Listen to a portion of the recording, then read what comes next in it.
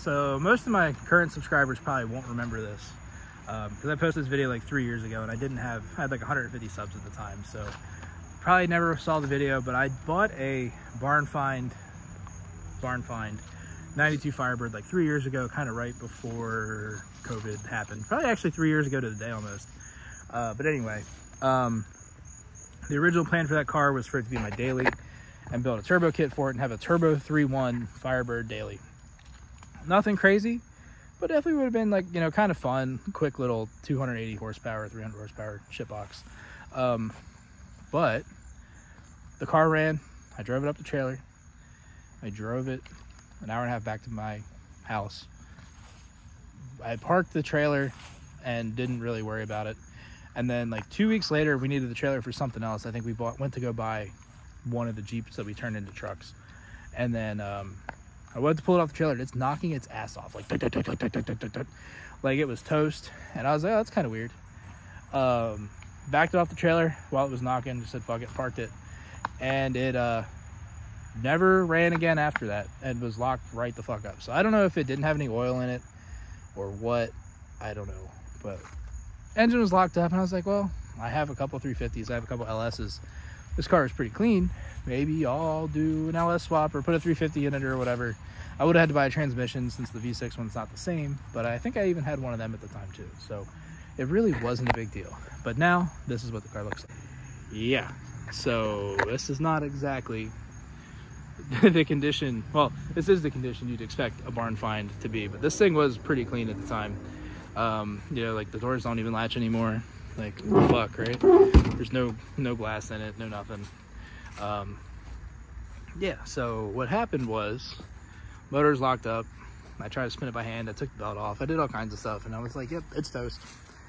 And I let it sit for like a month. Well, in that month,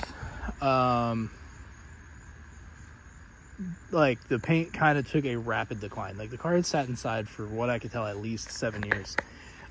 Like the mirrors were nice and red, the A-pillars were nice and red, and obviously this has been here for like 2 more years in the shade, but the paint very, very, very rapidly declined.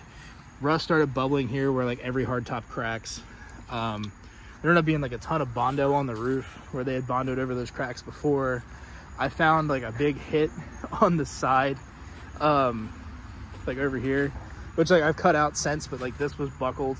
Like you could see the ripple in the floor, and the rocker panel wasn't straight and had some rust forming there. And then like you could see the paint started failing there. That happened like early on. And at that point I was kind of like, you know what, fuck this thing. It's just a regular plain old V6 third gen with like 100 and some thousand miles. Really wasn't worth a ton to me.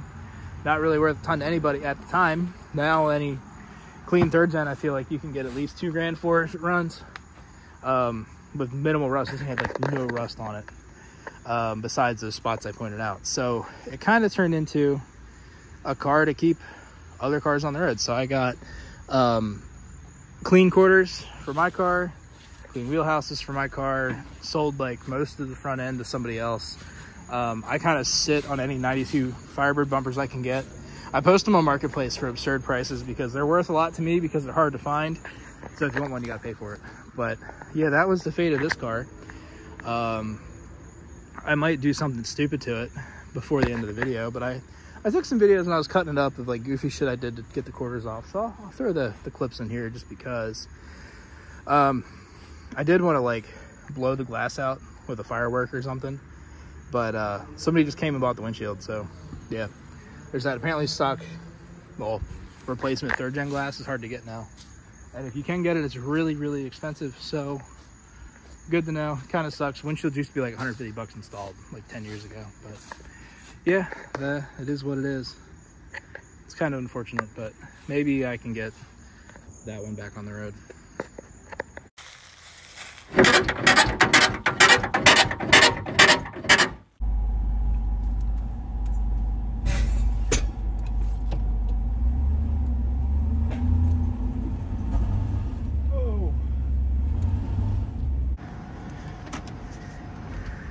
Three, two, one, go. Fuck.